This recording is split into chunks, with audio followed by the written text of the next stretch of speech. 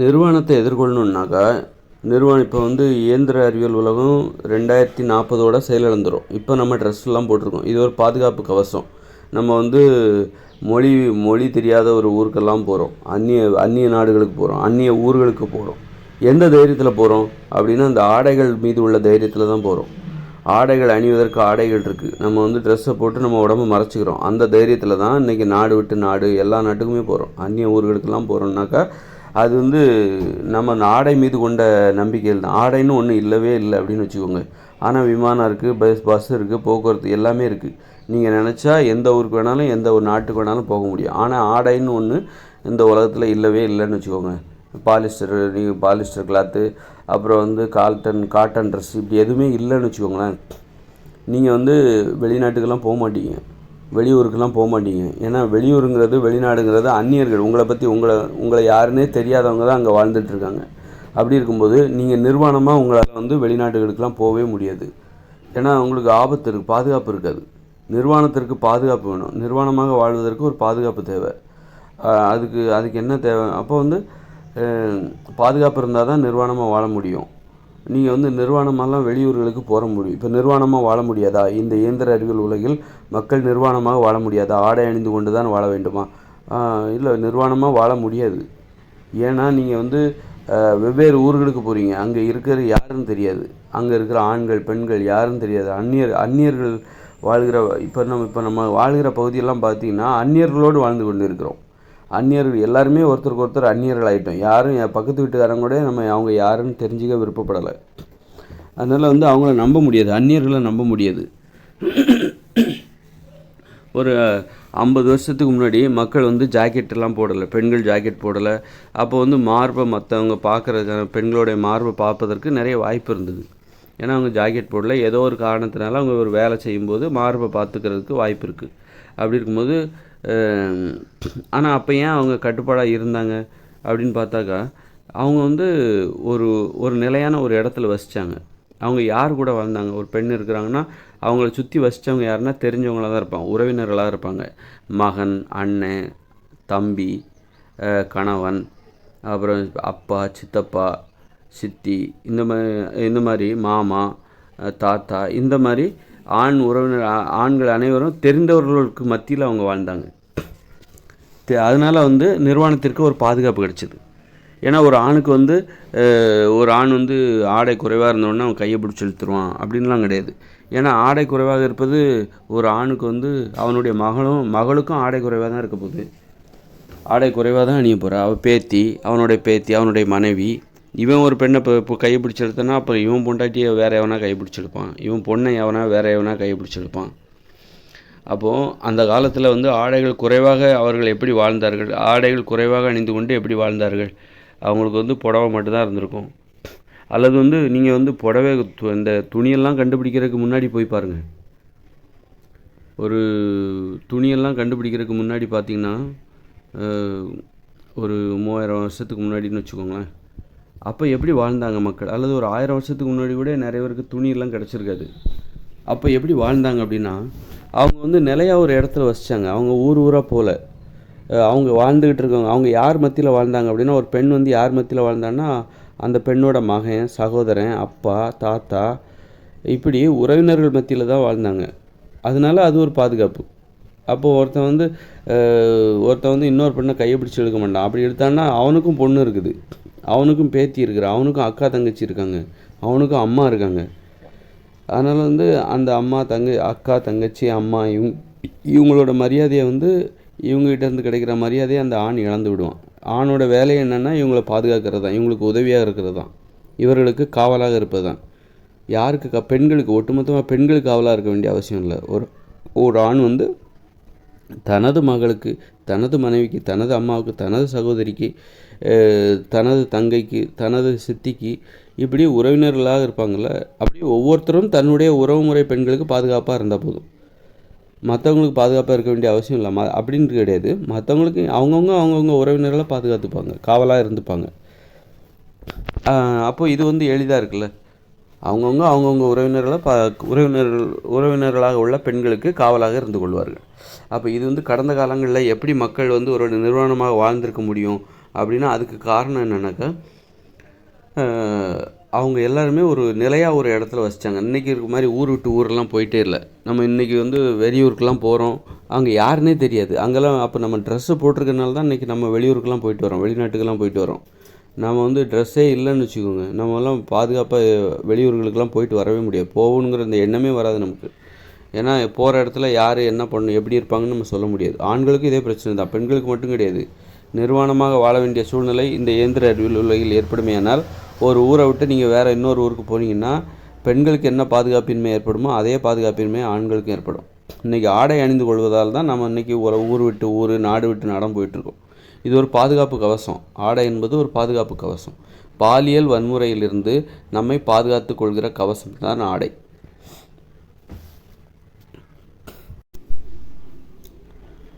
பாலியல் வன்முறைங்கிறது ஏன் நடக்குதுன்னா, நம்ம வந்து இங்கே இந்த இயந்திர அறிவியல் நடப்பதற்கான வாய்ப்பு என்னென்னாக்கா, நம்ம ஊர் விட்டு ஊர், நாடு விட்டு நாடு போகிறோம்ல, அதனால தான் ஒரு பாலியல் வன்முறைக்கே வாய்ப்பு இருக்குது. நிலையாக ஒரு இடத்துல வசித்தோன்னு வச்சுக்கோங்களேன், நம்ம வந்து எல்லாரோடையும் ஒருத்தர் பழக ஆரம்பிச்சிடுவோம், நம்பிக்கைக்குரியவர்களாக மாறிவிடும், எல்லாம் உறவினர்களாக வேறு இருப்போம்.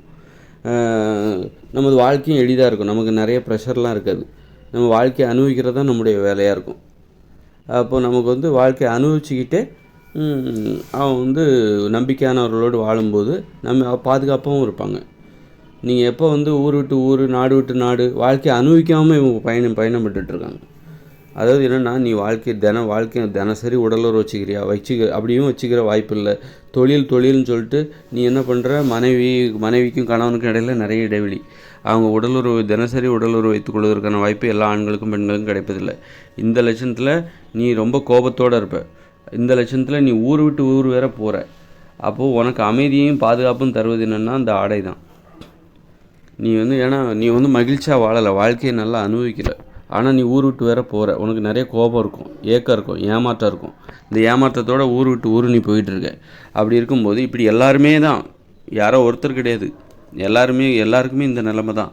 அப்படி இருக்கும்போது என்னென்னா, அவங்க வந்து இந்த ஆடைகள் தான் அப்போ எல்லாருக்குமே கோபம் இருக்குது, ஏமாற்றம் இருக்குது, ஏக்கம் இருக்குது. அப்போ பாலியல் வன்முறைக்கான வாய்ப்பு இங்கே அதிகமாக இருக்குது. அப்படி இருக்கும்போது பாலியல் வன்முறைக்கு வாய்ப்பு அதிகமான இந்த சூழலில் மக்களுக்கு பாதுகாப்பாக இருப்பது இந்த ஆடைகள் தான். ஆடைகளால் உடலை மூடுவதன் மூலம் பாலியல் வன்முறை என்பது இங்கு வந்து தடுக்கப்படுகிறது. ஆனால் பாலியல் வன்முறைக்கு இங்கே அதிக அளவு வாய்ப்பு இருக்குது. ஏன்னா மக்கள் மகிழ்ச்சியாக வாழலை. ஒரு திருமணம் செய்து கொடுக்குற வயது என்பது 25 வயதை தாண்டி போகுது.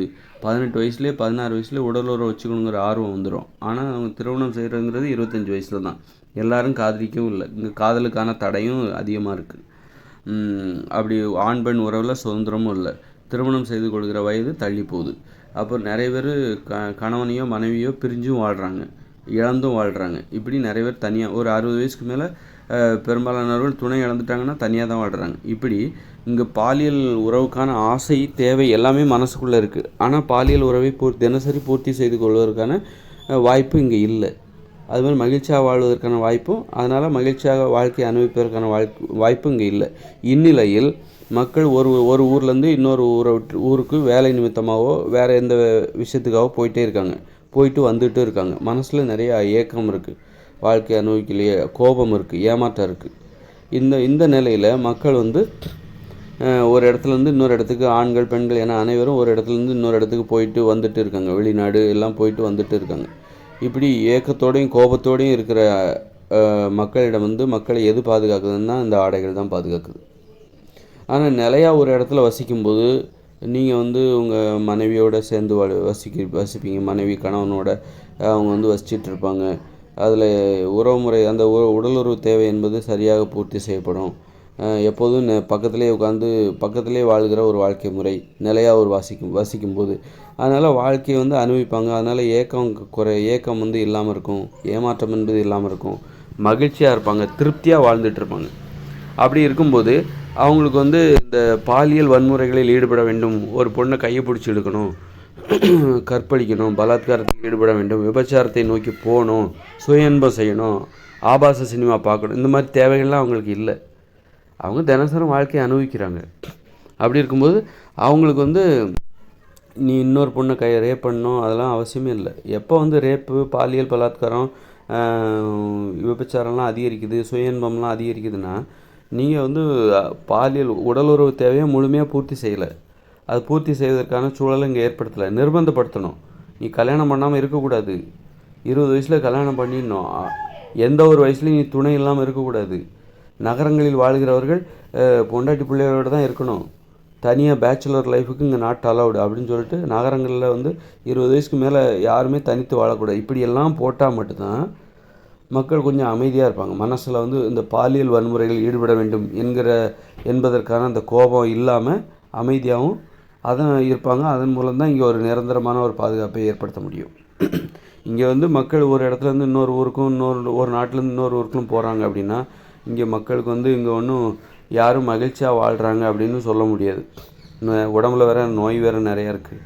அப்போ இவங்களுக்கு நிறைய ஏமாற்றம் இருக்கும். வாழ்க்கையை அனுபவிக்க முடியலையேங்கிற ஏமாற்றத்தோடையும் கோபத்தோடையும் ஏக்கத்தோடையும் ஒரு ஊர்லேருந்து இன்னொரு ஊருக்கு போகிறாங்க. அப்படிங்கும்போது போயிட்டு வராங்க. அப்படிங்கும்போது பாலியல் வன்முறைகளுக்கான அதிகப்படியான வாய்ப்பு மக்களுடைய மனதில் இருக்கிறது. ஆனால் அது மனதில் இருக்கிற அந்த பாலியல் வன்முறைக்கான வாய்ப்பை வெளிப்படுத்த முடியாமல் பாதுகாப்பது வந்து மக்கள் அணிகின்ற ஆடைகள் தான் காரணம். ஆனால் இயற்கையோடு இணைந்த மனித வாழ்க்கையில் வந்து ஆடைகள் வந்து கிடைக்காது. உங்களுக்கு தொழிற்சாலைகள் எல்லாம் மூடிடுவாங்க. அப்போ வந்து பாதுகாப்பின்மை ஏற்படாதா? ஏற்படாது. 2040க்கு பிறகு வரப்போகிற இயற்கையோடு இணைந்த மனித வாழ்க்கையில்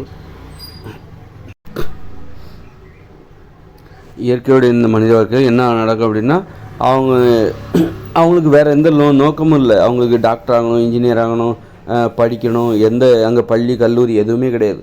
அவங்க வாழ்க்கையே என்னென்னா இதுதான். வாழ்க்கையில் அவங்களுக்கு மகிழ்ச்சியை தரக்கூடியது, திருப்தியை தரக்கூடியது, வாழ்க்கையை அர்த்தப்படுத்தி கொள்வது எல்லாமே என்னென்னாக்கா இந்த குடும்பம், பாலியல் உறவு, உடல் உறவு, இதுதான் அவங்களுக்கு வாழ்க்கையின் நோக்கமாகவே இருக்கும். அதனால் வந்து அவங்க திருமணத்தை தள்ளி போட மாட்டாங்க. இயற்கையோடு இணைந்த மனித வாழ்க்கையில் அவங்க பாருங்கள், ட்ரெஸ்ஸு வந்து நம்ம வச்சுக்கிட்ட ஒரு 2040க்கு பிறகு இப்போ நம்ம இந்த உலகத்துலேருந்து எடுத்து வச்சுக்கிட்ட ட்ரெஸ்ஸை தான் 2040க்கு அப்புறம் உடுத்துவோம். அப்புறம் அந்த எடுத்து வச்சுக்கிட்ட ட்ரெஸ்ஸு எத்தனை காலத்துக்கு வரும்? ஒரு 100 வருஷத்துக்கு வருமா? அதிகபட்சமாக போனால் 100 வருஷம் வரும்னு வச்சுக்கோங்க. அதுக்கப்புறம் நாம் வச்சுருந்த எல்லா ட்ரெஸ்ஸுமே கிழிஞ்சு போய்டும், நாமளும் செத்து போய்டுவோம். அப்புறம் அதன் பிறகு இன்னொரு தலைமுறை வாழ்ந்துகிட்ருக்கோம். அப்போ அவங்களுக்கெல்லாம் ட்ரெஸ் எல்லாம் கிடைக்காது. அப்போ என்ன ஆகும் அப்படின்னா அப்போ இயற்கையிலேருந்து கிடைக்கக்கூடிய பொருட்களை வச்சு ட்ரெஸ்ஸு போட்டுப்பாங்க. அப்போ வந்து அது பெரிய போராட்டமாக இருக்கும். ஒரு ட்ரெஸ்ஸு தயாரிக்கிறது, அணியிறது, அது வந்து முழுக்க உடம்பு மறைக்கும்னு சொல்ல முடியாது. அது உடம்பை வெளியே தெரியவும் வாய்ப்பு இருக்குது. அப்படி இருக்கும்போது அவங்க வந்து சமயத்தில் வந்து நிர்வாணமாக வாழ்வதற்கு கூட அவங்க துணிஞ்சிருவாங்க. இந்த ஆடைகளை கொண்டு மூடணுமா, எதுக்கு இந்த இது அப்படின்னு சொல்லிட்டு நிர்வாணமாக வாழ்வதற்கு கூட தயாராகிடுவாங்க.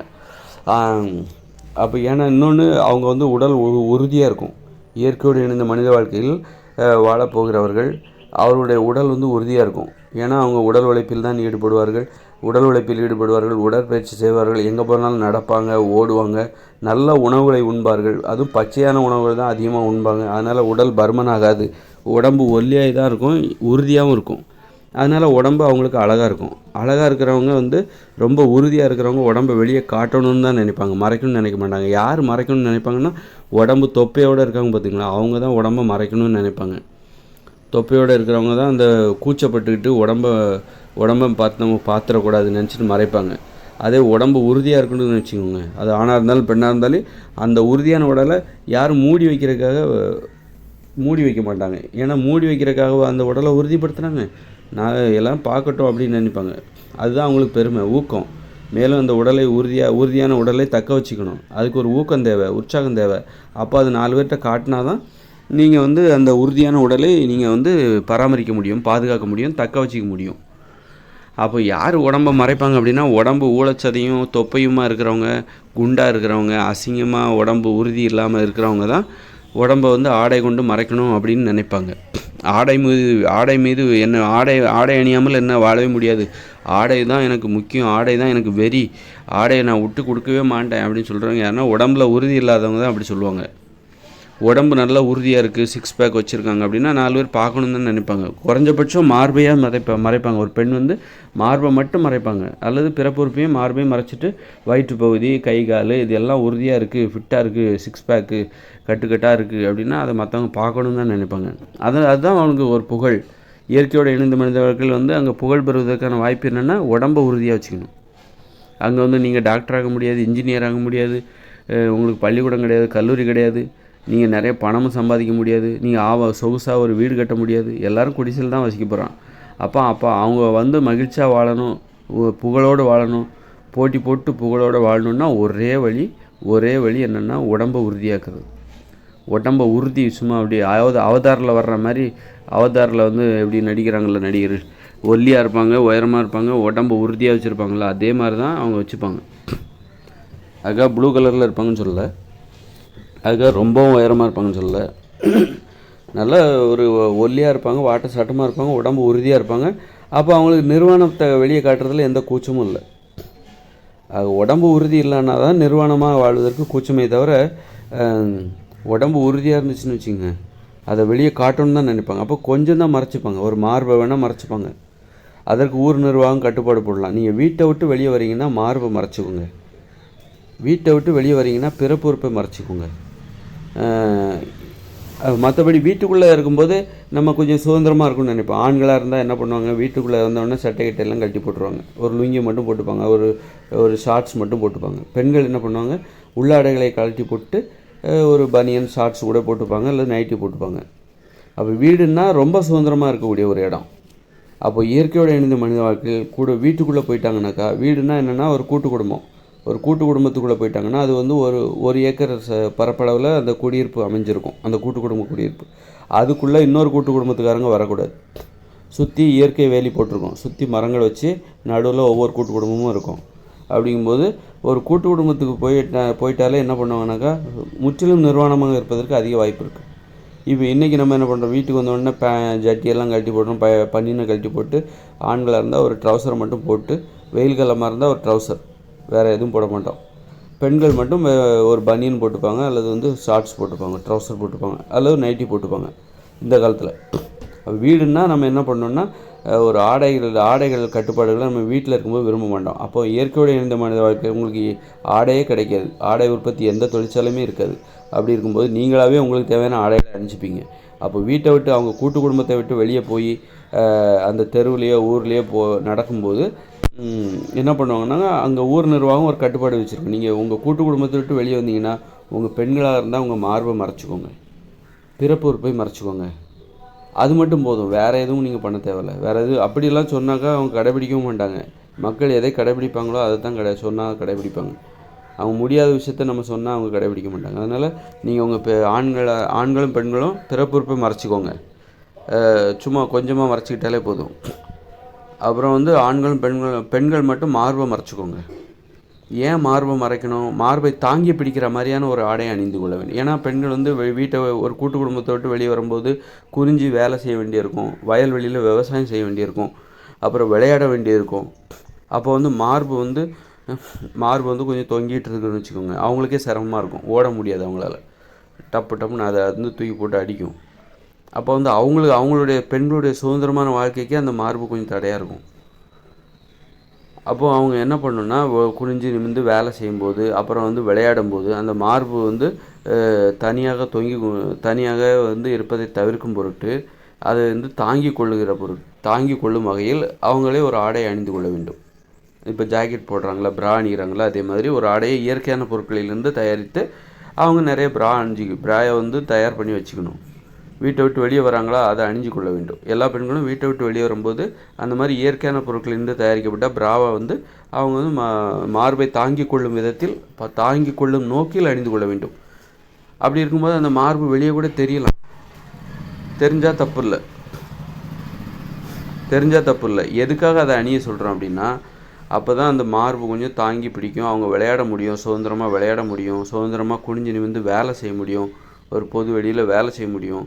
அதன் மூலம்தான் பெண்களுடைய உடல் ஆரோக்கியமாக இருக்கும். நீங்கள் வந்து வெளியில் வந்தாலும் நீங்கள் மார்பை தாங்கி பிடிக்கிறதுக்கு எதுவுமே போடலை அப்படின்னா, ஒரு பெண்களால் ஓடி ஆடி விளையாட முடியாது, ஒழுங்காக டான்ஸ் ஆட முடியாது.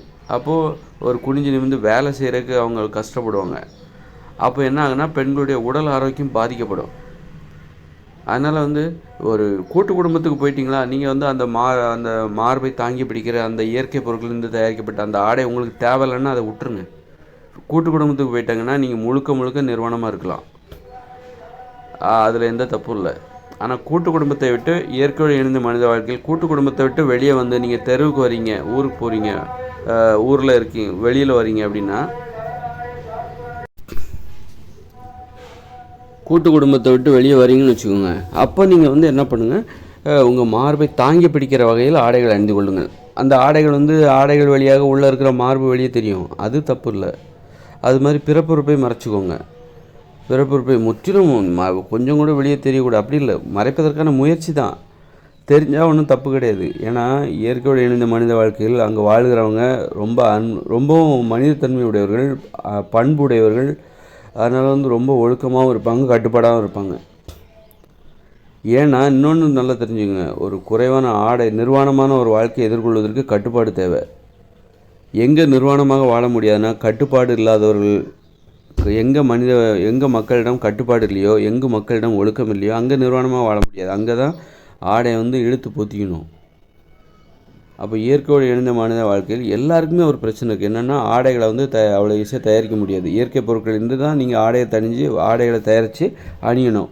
2040க்கு பிறகு கிடையாது. 40க்கு பிறகு நம்ம இங்கேருந்து எடுத்துகிட்டு போகிற ஆடைகளை அங்கே ஒரு 20-30 வருஷம் நம்ம அணிந்து கொள்ளலாம். 2040க்கு பிறகு அதன் பிறகு ஆடைகள் என்பது இங்கே நம்ம எடுத்துக்கொண்டு போன ஆடைகள் எல்லாமே அவ்வளோதான், காலாவதி ஆகிடும், கெட்டு போயிடும். அதுக்கப்புறம் பயன்படுத்த முடியாது, இத்திரும், கிழிஞ்சு போயிடும். அதுக்கப்புறம் ஆடைகள் வந்து இயற்கை பொருட்கள்லேருந்து தயாரிச்சுப்பாங்க. அப்போ மக்கள் எல்லோரும் உறுதியாகவும் இருப்பாங்க. இயற்கையோடு இணைந்த மனித வாழ்க்கையில் மக்கள் உறுதியாக இருப்பாங்க, உடல் நல்லா உறுதியாக இருக்கும், அழகாக இருப்பாங்க. அதனால் மக்கள் என்ன பண்ணுவாங்க, நிர்வாணமான வாழ்க்கைக்கு துணிஞ்சிருவாங்க. நிர்வாணமாக வாழ்வது அவர்களுக்கு புகழை தரும். அதே நேரத்தில் நிர்வாணமாக வாழ்வதற்கு என்ன தேவைன்னா கட்டுப்பாடு தேவை. நீங்கள் வந்து இப்போ வந்து பாலியல் பலாத்காரம் செய்கிறவங்க, கற்பழிக்கிறவங்க, கையை பிடிச்சி இழுக்கிறவங்க, பெண்களோட கையை பிடிச்சி இழுக்கிறவங்க, இந்த மாதிரியான ஆட்கள் மத்தியில் நம்ம நிர்வாணமாக வாழ முடியாது. பெண்கள் வந்து நிர்வாணமாக வாழ முடியாது. அப்போ யார் மத்தியில் பெண்களால் நிர்வாணமாக வாழ முடியும் அப்படின்னா, கட்டுப்பாடான ஆண்கள், ஒழுக்கமான ஆண்கள், இவங்க மத்தியில் தான் வந்து பெண்களால் நிர்வாணமாக வாழ முடியும். அப்போ நிர்வாணமாக வாழணுன்னா மனித உயிர்கள் கட்டுப்பாடானவர்களும் ஒழுக்கமானவர்களாகவும் வாழ்ந்தே ஆகணும், வேறு வழியே கிடையாது. இப்போ நிர்வாணமாக வாழ்கிறது கூட நிர்பந்தம் தான். இப்போ தற்போதுள்ள இயந்திர அறிவியல் உலகில் நமக்கு வந்து ட்ரெஸ் வந்து தாராளமாக கிடைக்குது.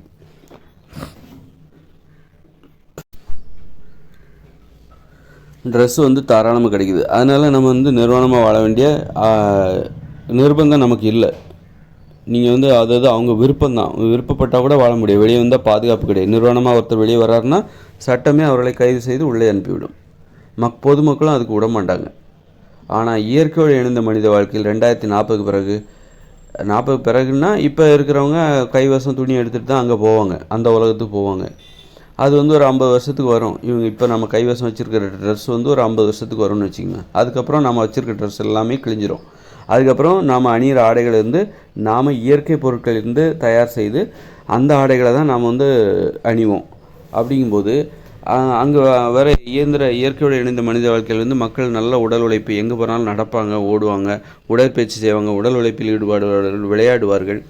இதன் மூலம் அவர்களுடைய உடல் வந்து உறுதியாக இருக்கும். பச்சை காய்கறிகளை தான் சாப்பிடுவாங்க, அதனால் குண்டாகிறதுக்கு வாய்ப்பு இல்லை, நோய் வருவதற்கும் வாய்ப்பு இல்லை.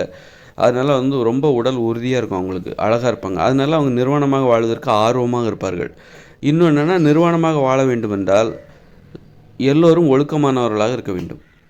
சும்மா கையை பிடிச்சி இழுக்கிறவங்க, பெண்களோட கையை பிடிச்சி இழுக்கிறவங்க, கற்பழிக்கிறவங்க, பலாத்காரம் பண்ணுறவங்க, இவங்க மத்தியில் நிர்வாணமாக வாழ முடியுமா? அல்லது விபச்சாரம் செய்கிற பெண்கள், இவங்க மத்தியில் வந்து நிர்வாணமாக வாழ முடியுமா? இப்போ ஆண்கள் மட்டும் ஒழுக்கமாக இருந்தால் மட்டும் போதாது, பெண்களும் ஒழுக்கமாக இருக்கணும். அப்போ வந்து நிர்வாணமாக வாழ வேண்டுமென்றால் ஒழுக்கம் என்பது தேவை, கட்டுப்பாடு என்பது தேவை. கட்டுப்பாடு இல்லை, நிர்வாணத்தை எதிர்கொள்ள கட்டுப்பாடு தேவை, ஒழுக்கம் தேவை. கட்டுப்பாடுங்கிறது ஒழுக்கம், அமைதி தேவை. அதனால தான் நான் சொன்னேன், சுய இன்பம் செய்யக்கூடாது, அது மாதிரி விபச்சாரம் கூடாது. இப்படியெல்லாம் கட்டுப்பாடு இருந்தால் மட்டும்தான் நிர்வாணத்தை எதிர்கொள்ள முடியும். சுய இன்பம் செய்வது, கட்டுப்பாடே இல்லாமல் இருந்தாங்க இந்த நிர்வாணத்தை எதிர்கொள்ள முடியாது அவங்களால. ஆபாசமாக பேசுவது, பாலியல் உறவை இழிவாக பேசுவது, அருவருப்பாக பேசுவது, இதெல்லாம் இருந்ததுனாக்கா நிர்வாணத்தை எதிர்கொள்ள முடியாது. அதனால் நிர்வாணத்தை எதிர்கொள்ளணுன்னாக்கா நீங்கள் உங்களுக்கு இன்னும் கண்ட்ரோல் தேவை, இன்னும் கட்டுப்பாடோட உச்சத்துக்கே போய் ஆகணும். ஒரு ஒழுக்கத்தின் உச்சத்துக்கு நீங்கள் போனால் தான் நிர்வாணமாக வாழ முடியும். ஏன்னா நிர்வாணம் வாழ்கிறது யாரோ ஒரு இருவர் மட்டும் வாழ போகிறதில்ல. வேறு வழியே இல்லாமல் நிர்வாணமாக வாழ போகிறாங்க. ஏன் வாழ போகிறாங்கன்னா அவங்களால ட்ரெஸ்ஸை தயாரிக்க முடியாது. இயற்கையிலேருந்து கிடைக்கக்கூடிய பொருளை வச்சுக்கிட்டு நீங்கள் உங்களுக்கு தேவையான ஒரு பாதுகாப்பான ஒரு சௌகரியமான ஆடையை அணிய முடியாது, தயாரிக்க முடியாது. அப்போ அதுவே பெரிய போராட்டமாக இருக்கும். அப்போ மக்கள் இயல்பாக என்ன பண்ணுன்னா இதுக்கு நிர்வாணமாக வாழலாமே, அதற்கான முயற்சி எடுப்பாங்க. அப்படி நிர்வாணமாக வாழும்போது அதை எதிர்கொள்ளணுன்னா இப்போ எல்லாருமே ஆண்கள் பெண்கள் எல்லோரும் நிர்வாணமாக வாழணும் அப்படின்னா அதுக்கு நமக்கு அற்புதமான ஒரு கட்டுப்பாடு தேவை, அற்புதமான அமைதி தேவை, ஒரு ஒழுக்கம் தேவை, ஒரு பண்பு தேவை. ஒரு பெண்களுக்கு காவலாக ஆண்கள் இருக்கணும், பெண்களுக்கு காவலாக ஆண்கள் இருக்கணும். ஆண்களிடமிருந்து மதிப்பை பெறுகிற ஒரு வாழ்க்கையை பெண்கள் வாழணும். சும்மா அடிமையெல்லாம் அங்கே வாழ்ந்துட முடியாது. மரியாதை கொடுக்கணும். ஒரு பெண்ணை பார்த்து பயப்படணும். எப்படி பயப்படுவாங்க? அவங்க மரியாதையோடு வாழணும், மதிப்போடு வாழணும். அவங்க வாழ்கிற முறை, நான் வீட்டிலே இருக்கேன், நீ வேலைக்கு போய் கொண்டு வா அப்படின்ட்டு இந்த மாதிரி அடிமைத்தனமாக ஆண்களை போய் பயன்படுத்தும் போது பெண்களுக்கு மரியாதை இருக்காது. அந்த பெண்களை இழுத்து போட்டு அடிக்கணும்னு தான் தோணும் ஆண்களுக்கு. அப்போ ஆண்கள்கிட்ட மரியாதை எதிர்பார்க்கணும், மதிப்போட பெண்கள் வாழணுன்னா, பெண்களை பார்த்து பயப்படணுன்னா பெண்கள் எப்படி வாழணுமோ அதற்கான விதிமுறைகளை பின்பற்றி ஆகணும். ஆண்களும் எப்படி வாழணுமோ அதற்கான விதிமுறைகளை ஆண்கள் பின்பற்றி ஆகணும். பெண்களை நீ வேலைக்கு போகக்கூடாது அப்படின்னு சொல்கிற பெண்களை பிடிக்காது யாருக்கும் இயற்கையோடு இணைந்த மனித வாழ்க்கையில். அப்போது ஒரு நிர்வாணமான வாழ்க்கையை எதிர்கொள்வதற்கு என்னெல்லாம் தேவைன்னா கட்டுப்பாடு தேவை, ஒழுக்கம் தேவை, ஒரு எப்படி வாழணுமோ அப்படி வாழணும், இயற்கை விதிமுறை எப்படி வாழணும். அதில் வர நம்ம உண்ணுகிற உணவு இருக்குது பாருங்கள். இயற்கையோடு இணைந்த மனித வாழ்க்கையில் உண்ணுகிற உணவுலாம் காய்கறிகள், பழங்கள், பச்சை கீரைகள், கிழங்குகள், பச்சை கிழங்குகள், இதெல்லாம் சாப்பிடும்போது இந்த நிர்வாணத்தை எதிர்கொள்வதற்கான அந்த மன உறுதி கிடச்சிரும். நம்ம தோசை, இட்லி, பூரி, பொங்கல், பிரியாணி, சாதம் இதெல்லாம் சாப்பிட்டு நம்ம நிர்வாணமாக வாழ்கிறத பற்றி கற்பனை பண்ணவே முடியாது. ஏன்னா இந்த உணவே போதை உணவு. இந்த உணவு முறை இருக்குல்ல, இது போதை உணவு. அப்போ இந்த உணவை சாப்பிட்டுட்டு நீங்கள் நிர்வாணமாக, இது ஒரு மாதிரி பலவீனப்படுத்துகிற உணவு, மன உறுதியை இழக்கிற, மனதில் உறுதியை இழக்க செய்கிற உணவு இது. இந்த உணவுகளை சாப்பிட்டுட்டு மனசில் உறுதியாக இருக்கவே முடியாது. ஒரு நிர்வாணமான வாழ்க்கையை எதிர்கொள்வதற்கு நமக்கு என்ன தேவைன்னா மனசில் உறுதி தேவை, கட்டுப்பாடு தேவை, ஒழுக்கம் தேவை, அமைதி தேவை. முக்கியமாக இதெல்லாம் இந்த நாளும் இருந்தால் மட்டும்தான். பண்பு தேவை, பெண்களுக்கு காவலாக இருக்கிற ஆண்களுடைய அந்த மனப்பான்மை தேவை, ஆண்களை ஆட்சி செய்கிற, தலைமையேற்று வழி நடத்துகிற, தங்களுக்கு காவலாக இருக்க செய்கிற அந்த திறன் பெண்களுக்கு தேவை. அப்படின்னா பெண்களுக்கு மதிப்பு தேவை, மதிப்போடு அவங்க வாழணும். இவ்வளோ இருந்தால் தான் நீங்கள் நிர்வாணமாக வாழ்கிற வாழ்க்கையை எதிர்பார்க்கணும். நிர்வாணமாக வாழ்வது விருப்பத்தில் இல்லை, அது நிர்பந்தம். எங்கே? இயற்கையோடு இணைந்த மனித வாழ்க்கையில். அது எப்போனா இன்னொரு 100 வருஷம் ஆகும். ஆனால் நாம் இன்னும் ஒரு 17 வருஷம் கழித்து நம்ம அந்த உலகத்துக்கு போவோம். நம்ம இங்கேருந்து எடுத்துக்கொள்கிற ஆடைகளை நம்ம அங்கே எடுத்துகிட்டு போவோம். அந்த ஆடைகள் எவ்வளோ காலத்துக்கு இருக்கோ அவ்வளோ காலம் தான் அது பயன்படுத்தப்படும். அதுக்கப்புறம் அது காலாவதி ஆகிடும், கிழிஞ்சிரும், இத்து போயிடும். அதுக்கப்புறம் இயற்கை பொருட்கள் தான் நம்ம ஆடைகளை அணிஞ்சு கொள்வோம். அதுக்கப்புறம் அங்கே மக்கள் அது ரொம்ப சௌகரியமாலாம் இருக்காது. இயற்கையான பொருட்கள்லேருந்து நீங்கள் தயாரித்து கொள்கிற ஆடைகள் சௌகரியமாக இருக்காது. அதனால் குறைஞ்சபட்சம் நீங்கள் மார்பை மறைச்சிக்கணும், அல்லது மார்பை தாங்கி பிடிச்சிக்கணும். பிறப்புறுப்பை ஆண்கள் பெண்களும் பிறப்புறுப்பை மறைச்சிக்கணும். அது ஒரு நாகரிகமான அணுகுமுறையாக இருக்கும். ஏன்னா அப்போ தான் நீங்கள் நிர்வாணமாக நீங்கள் இன்னொரு தெருவுக்கெல்லாம் போக முடியும். ஒரு ஊரில் 30 தெரு இருக்கும். அப்போ நீங்கள் ஒரு ஊர்லேருந்து இன்னொரு ஊருக்கெல்லாம் போகணும், இன்னொரு தெருவுக்கு போகணும், இன்னொரு ஊருக்கு போக முடியாது. யாருமே தனது பிறந்த ஊரை விட்டு இன்னொரு ஊருக்குள்ளே நுழைய அனுமதி கிடையாது. இன்னொரு ஊருக்குள்ளே நீங்கள் போகணுன்னா அந்த ஊரில் உள்ள பெண்ணை திருமணம் செய்திருக்க வேண்டும். ஒரு பெண் தனது பிறந்த ஊரை விட்டு வேறு எந்த ஊருக்கும் போக மாட்டா. ஒரு ஆண் தான் இன்னொரு ஊருக்கு போவதற்கான அனுமதி ஏன் பெறுறான் அப்படின்னா அந்த ஊரில் ஏதாவது அவன் பெண் கட்டியிருந்தான்னா போவான், பெண்ணை திருமணம் செய்து கொண்டிருந்தால் போவான். அப்போது ஆக ஒரு ஊருக்குள்ளே 30 தெரு இருக்குது. அந்த 30 தெருக்குள்ளே இப்போ ஆண்களும் பெண்களும் போயிட்டு வரலாம். அப்படி இருக்கும்போது நீங்கள் ஒரு தெருவுலேருந்து இன்னொரு தெருவுக்கு போகிறீங்க அப்படின்னா உங்களுக்கு சுதந்திரமாக போகணும், தடை இல்லாமல் போகணும். அப்படின்னா என்ன பண்ணணுன்னா உங்கள் பிறப்புறுப்பை நீங்கள் மறைச்சிக்கணும். ஆணாக இருந்தாலும் சரி, பெண்ணாக இருந்தாலும் சரி, பிறப்புறுப்பை மறைச்சிக்கணும், மார்பை மறைச்சிக்கணும். அப்போ என்ன கிடைக்கும் அப்படின்னா பெண்கள் ஆண்களுக்கும் சுதந்திரமாக அந்த ஊரில் எங்கே வேணாலும் அவங்க போயிட்டு வர்றதுக்கான அந்த தைரியம் கிடச்சிரும். இப்போ இன்றைக்கி உள்ள இயந்திர அறிவியல் உலகில் நாம் இன்றைக்கி வெளியூருக்கு போகிறோம், வெளிநாட்டுக்கு போகிறோம். எந்த தைரியத்தில் போகிறோம்? அந்த ட்ரெஸ்ஸு போட்டிருக்கோம், அந்த தைரியத்தில் தான் நம்ம ஒரு ஊருக்கு வெளிநாட்டுக்கெல்லாம் போகிறோம், வெளியூருக்கெல்லாம் போகிறோம், பக்கத்து தெருவுக்கு போகிறோம், ஒரு சொந்தக்காரங்க வீட்டுக்கு போகிறோம். ஏன்னா உடம்பை நாம் ஆடையால் மறைத்திருக்கிறோம். அது கொடுக்குற தைரியம் தான் நாம் இன்றைக்கி உலகம் முழுக்க போகிறோம், எங்கே வேணாலும் போகிறோம். ஆடையே அணியலைன்னு வச்சுக்கோங்களேன், எல்லாருமே நிர்வாணமாக வாழ்கிறார்கள் அப்படின்னா யாருமே இன்னொரு ஊருக்கெல்லாம் போக மாட்டாங்க, அந்த அளவுக்கு பாதுகாப்பு கிடைக்காது. அப்போ இயற்கையோடு இணைந்த மனித வாழ்க்கையிலையும் இந்த அச்சம் இருக்கும், ஒரு கூச்சமாக இருக்கும். அதாவது கூச்சம் இருக்காது, ஒரு தயக்கமாக இருக்கும், ஒரு தயக்கம், ஒரு அச்சம். ஏன்னா அந்நிய பகுதிக்குள்ளே நம்ம நிர்வாணமாக போகிறோம் அப்படிங்கும்போது நமக்கு ஒரு தயக்கம் இருக்கும். நம்ம தெருவுக்குள்ளே, நம்ம வீட்டுக்குள்ளே நம்ம சுதந்திரமாக இருப்போம். அதே இன்னொரு தெருவுக்குள்ளே நம்ம போகும்போது இப்போவே நீங்கள் அதை உணரலாம். நீங்கள் நல்லா ட்ரெஸ் தான் போட்டிருப்பீங்க, பேண்ட் ஷர்ட் போட்டிருப்பீங்க. ஆனால் இன்னொரு தெருவுக்கு போய் பாருங்கள், அது ஒரு அந்நிய தெரு, அந்நியர்கள் வசிக்கின்ற ஒரு தெரு உங்கள் பார்வைக்கு. அப்படி இருக்கும்போது நீங்கள் சுதந்திரமாக அங்கே இருக்க முடியாது, சுதந்திரமாக ஃபீல் பண்ண முடியாது, சிரமமாக இருக்கும், அசௌகரியமாக இருக்கும். அப்போ அதே அசௌகரியம் இயற்கையோடு இணைந்த மனித வாழ்க்கையிலும் இருக்கும். அங்கே நீங்கள் ட்ரெஸ் அதான் இயற்கையாக கிடைக்கிற பொருட்கள் நீங்கள் ட்ரெஸ் அணிவீங்க. ஆனால் அங்கே நீங்கள் ஒரு ஊருக்குள்ளே எந்த தெருவுக்கு வேணாலும் நீங்கள் போகலாம். ஒரு ஊர் ரொம்ப பெருசு, 300 கூட்டு குடும்பங்கள் கொண்டது ஒரு ஊர், 30 தெருக்கள் கொண்டது ஒரு ஊர். அப்படிங்கும்போது ஒரு ஊரில் உள்ள 30 தெருக்கு நீங்கள் போகணும். அப்போ தான் ஒரு அறிவுங்கிறது நல்லா கிடைக்கும். உங்கள் தெருவை விட்டு நீங்கள் இன்னொரு தெருவுக்கு போகக்கூடாதுன்னா கட்டுப்படுத்த முடியாது. நீங்கள் உங்கள் ஊர் அது, நீங்கள் 30 தெருவுக்கும் நீங்கள் போயிட்டு வரணும். நீங்கள் ஆணாக இருந்தாலும் சரி, பெண்ணாக இருந்தாலும் சரி, 30 தெருவுக்கும் சுதந்திரமாக போகணும். அதுக்கு என்ன தடை? ஆனால் இன்னொரு தெருவுக்கு போகும்போது கொஞ்சம் சிரமம் இருக்கும். அதே நேரத்தில் அது சிரமத்தை அனுபவிச்சுட்டு நீங்கள் போயிட்டு வரணும். அதுக்கு என்னெல்லாம் தடை அப்படின்னு நீங்கள் முழுக்க நிர்வாணமாக இருக்கீங்க அப்படின்னா உங்களால் உங்கள் தெருவிலே சுதந்திரமாக போக முடியாது. இன்னொரு தெருவுக்கு போகிறதுக்கு உங்களுக்கு ஒரு அழுத்தம் ஏற்படும். நீங்கள் அழகாக இருப்பீங்க, என்ன வேணாலும் இருப்பீங்க, அழகாக இருக்கலாம், 6 பேக் இருக்கலாம், ஆண்களாக இருந்தாலும் சரி, பெண்களாக இருந்தாலும் அழகாக இருக்கலாம், 6 பேக் இருக்கலாம். அப்போ எல்லாருமே உங்களை பார்ப்பாங்க. உங்களாலே உங்களுக்கு சுதந்திரமாக இன்னொரு தெருவுக்கு போக முடியாது. அப்போ இந்த பார்வை அளவில் கிடைக்கிற அந்த அழுத்தத்தை தவிர்க்கணும். நீங்கள் எல்லா இடத்துக்கும் போயிட்டு வரணும். சுதந்திரம் தான் முக்கியம்.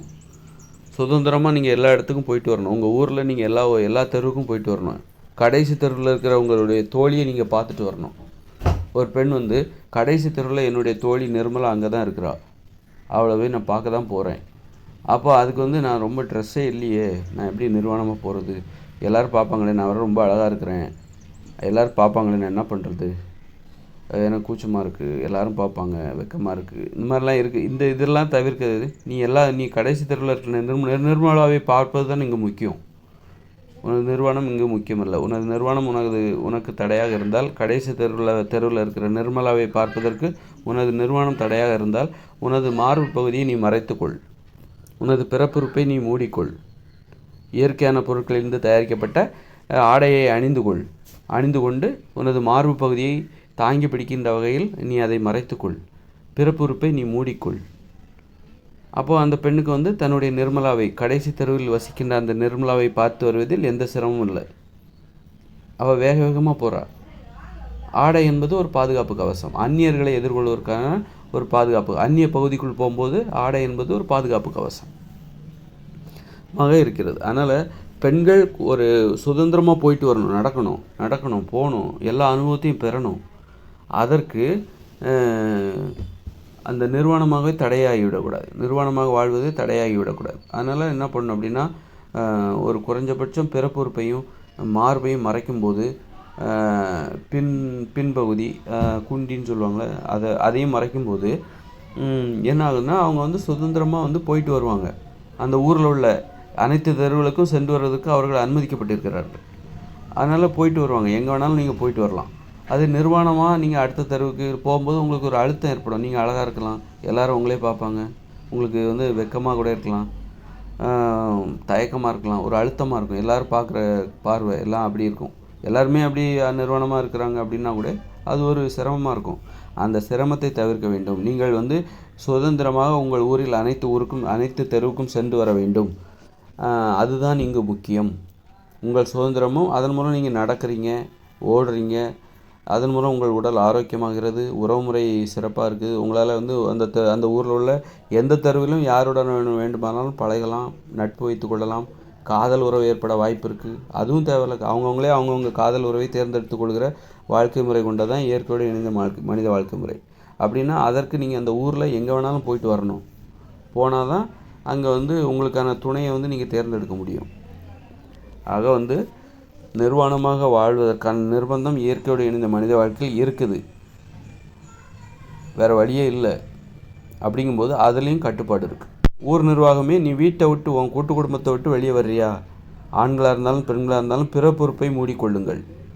பெண்கள் தங்களது மார்பை தாங்கும் விதத்தில் ஆடையை அணிந்து கொள்ளுங்கள். அதாவது கொஞ்சம் மறைக்கிற மாதிரி இருக்கணும். அப்படி இல்லாமல் யாரும் வெளியில் வராதிங்க. உங்கள் கூட்டு குடும்பத்தை விட்டு வெளியே வராங்க, உங்கள் கூட்டு குடும்பத்துக்குள்ளே போயிட்டீங்களா, அங்கே நீங்கள் நிர்வாணமாக இருங்க.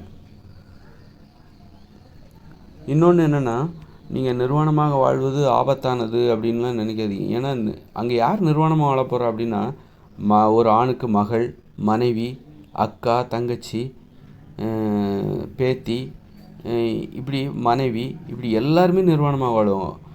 ஒரு ஆணின் மனைவி மட்டும் கிடையாது, அவன் நண்பனின் மனைவியும் அங்கே வந்து குறைவான ஆடை அணிந்து கொண்டு நிர்வாணமாக தான் இருப்பாங்க. குறைவான ஆடை, பிறப்புறுப்பை மார்பை மறைத்து கொண்டு வயிற்று பகுதி, தொடைப்பகுதி, இப்படி எல்லாமே தெரியும். இது எல்லாருக்கும் பொதுவானது. அதுமாரி ஆண்கள் மட்டும் என்ன கோட் சுட்டுவா போட்டுட்ருப்பான்? அவன் என்ன பண்ணுவான், இடுப்பு பகுதியை மட்டும் மறைச்சிட்டு பிறப்புறுப்பை மட்டும் மறைச்சிட்டு மற்ற பகுதி அவனுக்கு வெளியே தெரிகிற மாதிரி தான் இருக்கும். உடம்பு அவ்வளோ ஃபிட்டாக இருக்கும், ஆரோக்கியமாக இருக்கும். மகிழ்ச்சியாக வாழ்வதற்கு அங்கே ஒரு போட்டியே நடக்கும். இன்னொன்று என்னென்னா, நிர்வாணத்தை நீங்கள் எதிர்கொள்ளணுன்னாக்கா, நிர்வாணமான ஒரு வாழ்க்கையை எதிர்கொள்ளணுன்னாக்கா, இயற்கையோடு இணைந்த மனித வாழ்க்கையில் வந்து நிர்வாணம் என்பது ஒரு நிர்பந்தம். நீங்கள் நிர்வாணமாக வாழ்ந்தே ஆக வேண்டிய அங்கே நிர்பந்தம் அங்கே இருக்குது. ஏன்னா நமக்கு ட்ரெஸ் எல்லாம் கிடைக்காது, அதை சொல்லிடுச்சுன்னா தொழிற்சாலை எதுவும் இருக்காது. அதனால் நீங்கள் நிர்வாணமாக வாழ்ந்தே ஆகணும். அப்படின்னா நிர்வாணமாக வாழ்கிற வாழ்க்கையை எதிர்கொள்ளணுன்னா மனசில் அமைதி தேவை. மனசு அமைதிங்கிறது எப்படி வரணும் அப்படின்னா, வாழ்க்கையை அனுபவிச்சா தான் வரும். மன அமைதிங்கிறது எப்படி வரும்? வாழ்க்கையை அனுபவிக்கணும். வாழ்க்கை அனுபவிக்கிறதுனா தினமும் உடலுறவு வச்சுக்கணும். 18 வயசுக்கு மேலே யாரும் தனியாக இருக்கக்கூடாது. வாழ்க்கையை நீங்கள் அனுபவிச்சா தான் ஒரு அமைதி வரும். நீங்கள் உடலுறவு வைக்கிறதுக்கு முன்னாடி பெண்களை வந்து ஆண் வந்து ஒரு 4 நாள் ஆயிடுச்சு, 1 வாரம் ஆயிடுச்சு, ஒரு ஆண் வந்து உடலுறவு வச்சு 1 வாரம் ஆயிடுச்சு, அவன் சுயன்பம் எதுவும் செய்ய மாட்டான், ரொம்ப ஒரு நல்ல பையன். 1 வாரம் ஆச்சுன்னு வச்சுக்கோங்க, அவனுக்கு ஒரு நெருக்கடி வரும். பெண்களை கொஞ்சம் அழுத்தமாக பார்ப்பான். பெண்களை பார்க்கும்போது ஒரு கோபமாக பார்ப்பான், அழுத்தமாக பார்த்துட்ருப்பான். அவன் பார்வையில் அமைதி இருக்காது. ஏன்னா அவன் உடலுறவு வச்சு 1 வாரம் ஆச்சு. இப்போ ஒருத்தன் பட்னியாக கிடக்கிறான்னா அவனுக்கு எப்படி கோபம் இருக்கும்? கோபமாக தான் எல்லாத்தையும் பார்ப்பான். அவன் பார்வையில் அமைதியாக இருக்காது. சாப்பிடாமல் ஒருத்தன் பட்னியாக 1 வாரம் ஆச்சு, அல்லது 2 நாள் ஆச்சு, அல்லது காலையில் அவன் சாப்பிடல அப்படின்னாலே அவன் பார்வையில் ஒரு கோபம் வந்துடும். அதே மாதிரி ஒரு ஆண் வந்து ஒரு உடலுறவு வைத்து 1 வாரம் ஆயிடுச்சு, அவன் வந்து பெண்ணை தொடவே இல்லை, அவன் மனைவி அவன் தொடவே இல்லை அப்படின்னா அவனுக்கு ஒரு கோபம் வரும். அவன் பார்வையில் அமைதி இருக்காது. அப்போ அவன் பார்வையில் அமைதி ஏற்படுத்தணும் அப்படின்னா அவன் வந்து உடலுறவு வச்சாகணும். உடலுறவு வச்சா அவன் பார்வையில் அமைதி வந்துடும். இது வந்து பெண்ணுக்கும் பொருந்தும். ஒரு பெண் வந்து உடலுறவு வைக்கலைன்னா பெண்ணுக்கு வந்து அதே பிரச்சனை வந்துடும். அவன் பார்வையில் அமைதி இருக்காது. அந்த பெண்ணின் பார்வையில் அமைதி இருக்காது, கோபம் இருக்கும், அல்லது பயம் இருக்கும், ஒரு தவிப்பு இருக்கும். அப்போ நிர்வாணமாக வாழ்வதற்கு அமைதி தேவை. இது போன்று அப்படின்னா என்ன அர்த்தம்னா, மக்கள் அங்கே அனுபவிக்கணும். வாழ்க்கையை அனுபவிக்கிறதுக்கு அங்கே வாய்ப்பு இருக்கணும். நீ தனியாக வந்து நீ திருமணம் செய்யாமல் வாழ்ந்துட்டு இருக்கிற, உன்னை பற்றி யாருமே கவலைப்படலை, ஆனால் இங்கே மக்கள் நிர்வாணமாக வாழ்கிறாங்க அப்படின்னா அதை அவன் அனுமதிக்க மாட்டான். யார் துணை இல்லாமல் தனியாகவே இருக்கிறான் பாருங்க ஒருத்தன், அவனை பற்றி கவலைவே படலை யாரும். அப்படிப்பட்டவன் வந்து நிர்வாணமாக வாழ்வதற்கு மற்றவங்கள அனுமதிக்க மாட்டான். அவன் ஏதாவது ஒரு வேலையை செஞ்சுட்டு போயிடுவான். அல்லது வந்து ஒரு பெண் வந்து பெண்ணை பற்றி யாருமே கவலைப்படலை, அவளுக்கு கல்யாணம் ஆச்சுதா இல்லையா, அவனுக்கு ஒரு கல்யாணம் ஆகிட்டுருக்கும், அப்புறம் வந்து புருஷன் வந்து விட்டுட்டு போயிருப்பான், அல்லது அவன் புருஷன் செத்து போயிருப்பான், அதுக்கு பிறகு அந்த பெண்ணை பற்றி யாருமே கவலைப்படாமல் அங்கே வந்து நிர்வாணமாக வாழ்ந்து விட முடியுமா? முடியாது. ஏன்னா அந்த பெண்ணுக்கு அவள் பார்வையில் அமைதி இருக்காது. ஏன்னா அவள் உடலுறவு வைத்து பல நாட்கள் ஆகிவிட்டது. ஒரு ஆணின் கைகள் அந்த பெண்ணின் உடலில் பட்டு பல நாட்கள் ஆகிவிட்டது. அதனால் அந்த பெண்ணுக்கு கோபம் இருக்கும், ஏக்கம் இருக்கும், அமைதி இருக்காது, தவிப்பு இருக்கும். அப்போ அந்த மக்களை அவள் சாபம் விட ஆரம்பிச்சிருவா. தனக்கு வந்து தன்னுடைய பாலியல் உறவு தேவையை பூர்த்தி செய்ய உதவாத இந்த சமூகம் மண்ணோடு மண்ணாக போட்டோம் அப்படின்னு சாபம் விட ஆரம்பிச்சிருவா. நீங்களாம் உங்களுக்கெல்லாம் மகிழ்ச்சி ஒரு கேடா, என்னை பற்றி கவலைப்படலை, தனி ஒருவரை பற்றி கவலைப்படாத, இந்த சமூகம் மகிழ்ச்சியாக வாழ வேண்டும் என்று ஆசைப்படுகிறதா, அந்த தகுதி உங்களுக்கு இருக்கிறதா என்று சாபம் விட ஆரம்பித்துவிடும். அதனால் வந்து நிர்வாணமான ஒரு வாழ்க்கை நிர்பந்தம் என்றால் அந்த நிர்வாணமான வாழ்க்கையை எதிர்கொள்வதற்கு அல்லது ஆடை குறைவான ஒரு வாழ்க்கை நிர்பந்தம் என்றால் இயற்கையோடு இணைந்த மனித வாழ்க்கையில் ஆடை குறைவாக அணிவது என்பது அங்கே ஒரு நிர்பந்தம். அப்படின்னாக்கா ஆடை குறைவாக அணியணும் அல்லது நிர்வாணமாக வாழணும், அதை எதிர்கொள்ளணும் அப்படின்னா பார்வையில் அமைதி தேவை. பார்வையில் அமைதி எப்போ வரும்னா உடலுறவு நல்ல வாழ்க்கையை அனுபவிச்சா தான் வரும். ஒரு 2 நாளைக்கு ஒரு வாட்டியாக உடலுறவு வச்சா தான் பார்வையில் அமைதி வரும். அப்போ தான் நீங்கள் நிர்வாணத்தையே சரியாக பார்க்க முடியும். இல்லைன்னா நிர்வாணத்தை குறுகுறுன்னு பார்ப்பீங்க. அதுவே நீங்கள் தினமும் உடலுறவு வைக்கிறீங்க அப்படின்னா, அதில் ஒரு நாள் விட்டு ஒரு நாள் உடலுறவு வச்சுக்கிறீங்க அப்படின்னா, அப்போ உங்கள் பார்வையில் அமைதி இருக்கும். அந்த அமைதி எவ்வளோ நாளைக்கு தாங்கும் அப்படின்னா ஒரு 2 நாளைக்கு தாங்கும், 2 நாளைக்கு தாங்கும், 3 நாளைக்கு தாங்கும். அந்த அமைதியை தான் முதலீடாக வச்சு நம்ம வாழணும். நம்ம வாழ்வதற்கு அமைதி தேவை. அந்த அமைதியை முதலீடாக வச்சு தான் நம்ம வாழணும். அப்போ உடல் உறவு 2 நாளைக்கு ஒரு வாட்டியோ 3 நாளைக்கு ஒரு வாட்டியோ நம்ம செய்யும்போது தான் அந்த அமைதி என்பது ஆணுக்கும் பெண்ணுக்கும் கிடைக்கும். அதுதான் நிர்வாணத்திற்கான தடைகளை விலக்கும், வழிவிடுவாங்க. நிர்வாணத்திற்கு அப்போ தான் வழிவிடுவாங்க, நிர்வாணமான வாழ்க்கைக்கு வழிவிடுவாங்க. நிர்வாணத்திற்கான பாதுகாப்புங்கிறது அந்த அமைதி தான். நீ ரொம்ப செயற்கையாக பிரம்மச்சாரியம் துறவு உணர்ச்சிகளை கட்டுப்படுத்திக்கோ, அவன் தங்கச்சி எல்லாத்தையும் தங்கச்சியாக பாரு, அக்காவை பாரு, இப்படியெல்லாம் உன்னை ஒடுக்கி கட்டுப்படுத்தியெல்லாம் ஒரு அமைதி ஏற்படுத்த முடியாது. தாகத்தை தணிக்க வேண்டுமென்றால் தண்ணீர் குடித்தாக வேண்டும்.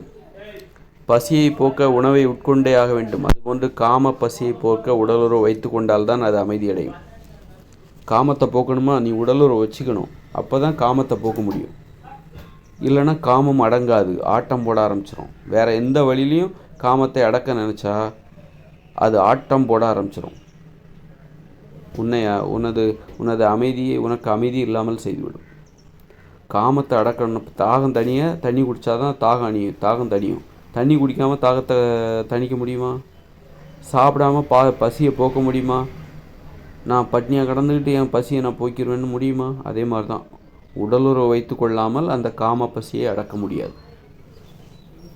வேறு எந்த வழியும், அதாவது முறையான வழியில் உடலுறவு வச்சுக்கணும். ஒரு பெண்ணும் ஆணும் உடலுறவு வைத்து கொள்ள வேண்டும் முறையான வழியில். வேறு எந்த வழியிலையும் அதை போகக்கூடாது. உனக்கு பசிக்குது அப்படின்னா திருடி சாப்பிட்டா எத்தனை நாளைக்கு திருடி சாப்பிடுவேன்? பாதுகாப்பு இருக்காது, அவமானமாக இருக்கும். உனக்கே உன் மனசாட்சி உன்னை காரி துப்பும். அதே மாதிரி காம பசி ஏற்பட்டுச்சு, அதை முறையான வழியில் தான் நீ பூர்த்தி செய்யணும். உன்னுடைய காதலி, அந்த காதல் உறவை நீ எங்கே பதிவு செய்திருக்க வேண்டும். அந்த ஊர் நிர்வாகம் உனக்கு அங்கீகாரம் அளிக்க வேண்டும். நீங்கள் இருவரும் காதலர்கள் என்கிற அங்கீகாரத்தை அந்த ஊர் நிர்வாகம் உங்களுக்கு கொடுத்திருக்க வேண்டும். சமூகத்தின் அங்கீகாரத்தோடு, சமூகத்தின் மதிப்போடு, மரியாதையோடு ஒரு தலையிலிருந்து வெளிப்படையாக உங்கள் காதல் பசியை போக்கிக் கொள்ள வேண்டும்.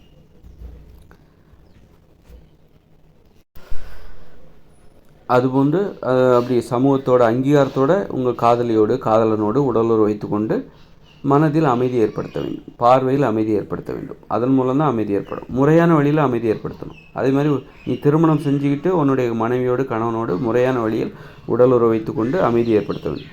அது இல்லாமல் எனக்கு யாருமே தேவையில்லை, நான் சுய இன்பம் செய்து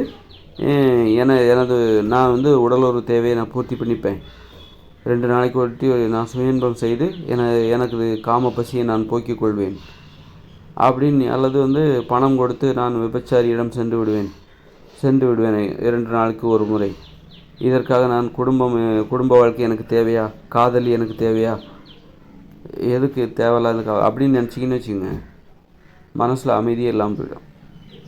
அது முறையற்ற வழியில் உங்கள் பசியை நீங்கள் போக்குறீங்க. திருடி சாப்பிட்ற மாதிரி தான் அது. ஒரு குற்றத்தை செஞ்சு அதன் மூலம் உங்களுடைய தேவையை பூர்த்தி செய்யக்கூடும். அதனால உங்களுக்கு மனசில் அமைதி கிடைக்காது, ஒரு மரியாதை கிடைக்காது, உங்களை பற்றியே உங்களுக்கு ஒரு கேவலமான நினைப்பு தான் வரும். அதனால் காம பசியையும் முறையான வழியில் பூர்த்தி செய்யணும். என்ன பண்ணணும் அப்படின்னா, காதல் உறவை பதிவு செய்ய வேண்டும். இவள் தான் என் காதலி, இவன் தான் என் காதலன் என ஊரறிய சொல்லி பெருமையுடன் அந்த காம பசியை போக்கிக் கொள்ள வேண்டும். உடலுறவு வைத்து கொள்ள வேண்டும் பெருமையுடன் வைத்துக்கொண்டு, அதன் மூலம் மனதிலும் பார்வையிலும் அமைதி ஏற்படுத்தணும். இந்த அமைதி தான் நிர்வாணமாக வாழ்கிற, இயற்கையோடு இணைந்து மனித வாழ்க்கையில் நிர்வாணமாக வாழ்கிற நிர்பந்தத்தை பெற்ற அந்த மக்களுக்கு பாதுகாப்பு. அதனால் வாழ்க்கையை அனுபவிக்கணும். எல்லாருமே யாரும் தனியாக இருக்கக்கூடாது. தனித்து இருக்காங்க அப்படின்னு வச்சுக்கோங்க, அதை நீங்கள் கண்டுக்கலை அப்படின்னா அப்புறம் அவங்களே மற்றவங்க மகிழ்ச்சிக்கு இடையூறாக மாறிவிடுவார்கள். அதனால் யாரும் தனியாக இருக்கக்கூடாது, எல்லாருமே திருமணம் செய்யணும் அப்படிங்கிற அந்த விதிமுறையை அவங்க கட்டாயம் பின்பற்றி ஆகணும். யாரெல்லாம் தனியாக இருக்காங்களோ அவங்களெல்லாம் ஒன்றா கூட்டுவாங்க, உங்களுக்கு பிடிச்சவங்கள தேர்ந்தெடுங்க. சுயமரம் எந்த வயசுலேயும் 80 வயசில் ஒரு ஒரு தாத்தாவுக்கு அவரோட பாட்டி இறந்துட்டாங்க அப்படின்னா அவருக்கு இன்னொரு கல்யாணம் பண்ணி வைக்கணும். யாராவது வேறு எங்கேயாவது பாட்டி தனியாக இருக்காங்களா பாருங்கள். எத்தனை பாட்டி இருக்காங்க? 4-5 பாட்டி இருக்காங்க, ஒரு 10 பாட்டி இருக்காங்கப்பா தனியாக, துணை இல்லாமல். அவங்க எல்லாத்தையும் கூட்டுவாங்க. அந்த தாத்தாக்கிட்ட அந்த 10 பாட்டியும் பாருங்கள், யாருக்கு உங்களை பிடிச்சிருக்கு, உங்களை எந்த பாட்டிக்கு பிடிச்சிருக்கு, கல்யாணம் பண்ணிக்கோங்க. உங்களால் உடலுறவு வச்சுக்க முடியாதுனாலும் பரவாயில்ல, பேச்சு துணைக்காவது ஆள் இருக்குல்ல. பேச்சு துணைக்கு ஆள் இருந்த பேசினாலே அந்த அமைதி கிடைக்கும். உடலுறவு வச்சா தான் அமைதி கிடைக்குமா? அப்படி கிடையாது. பேசினாலே அமைதி கிடைக்கும். உடலுறவு வச்சா இன்னும் சிறப்பான அமைதி. பேசினாலே அமைதி கிடைக்கும். ஒரு துணை இருக்கிறாங்க, தொட்டாலும் தடவை கட்டி பிடிக்கிறது, முத்தம் கொடுக்கறது, தடவி கொள்வது, அந்த பாட்டியும் தாத்தாவும் தடவி கொள்வது, முத்தம் கொடுப்பது, கட்டி பிடிப்பது, பேசிக்கொள்வது, இதிலே அமைதி கிடைக்கும். உரிமையோடு பார்ப்பதற்கு உங்களுக்கு ஒரு உறவு தேவை. அதுதான் அமைதியை கொடுக்கும். நீங்கள் 1000 பெண்களை பார்க்கலாம், அது அமைதியை கொடுக்காது. உரிமையோடு பார்ப்பதற்கு, நீங்கள் பார்ப்பதற்கான உரிமை, அனுமதி உங்களுக்கு இருக்க வேண்டும். ஒரு பெண்ணை பார்ப்பதற்கு, உரிமையோடு பார்ப்பதற்கு அனுமதி உங்களுக்கு இருக்க வேண்டும். அதுதான் உங்களுக்கு அமைதியை கொடுக்கும். பார்த்தாலே போதும், அதுக்கு உங்களுக்கு ஒரு உறவு தேவை. நீங்கள் உடலுறவு வச்சுக்கிட்டு தான் நீங்கள் பண்ணணும். அப்படி உடலுறவு வைக்க முடியும் போது அந்த பருவத்தில் உங்களால் முடியும்னா அதை செய்யுங்க. ஒரு 80 வயசு 70 வயசுக்கு மேலே என்னால் உடலுறவுலாம் வச்சுக்க முடியாது பேராண்டி அப்படின்னா பரவாயில்லைங்க, கட்டியாவது பிடிச்சிக்கோங்க, மொத்தமாவது கொடுத்துக்கோங்க, தடவிக்கோங்க. எனவே எப்போதும் பேசிக்கிட்டாது இருங்க, பார்த்தாலே போதும். நீங்கள் தொடக்கூட தேவையில்ல, பார்த்தாலே போதும். உரிமையோடு பார்க்கணும். உரிமையோடு பார்ப்பதற்கு உங்களுக்கு ஒரு உறவு தேவை. அதுதான் அமைதி ஏற்படுத்தும். அதுதான் இங்கே பாதுகாப்பை ஏற்படுத்தும், ஒழுக்கத்தை ஏற்படுத்தும், கட்டுப்பாட்டை ஏற்படுத்தும். நீங்கள் தண்ணி குடித்தாதான் தாகம் அடங்கும். அது மாதிரி காம பசியை போக்கினால்தான் காம பசி பார்வையில் கூட போகும், பார்த்தாலே போகும். பேசினால் இன்னும் நல்லா சிறப்பாக போகும். கட்டி பிடிச்சிக்கிட்டா இன்னும் காம பசி சூப்பராக அடங்கும். உடலுறவு வைத்துக்கொண்டால் இன்னும் சிறப்பாக அடங்கும். அமைதி கிடைக்கும். அந்த அமைதியின் அளவு அதிகரிக்கும். அப்போ தான் இங்கே யாரும் யாரையும் சாபம் விட மாட்டாங்க. எல்லாரும் நம்மளை போல் எல்லோரும் மகிழ்ச்சியாக இருக்கணும்னு நினைப்பாங்க.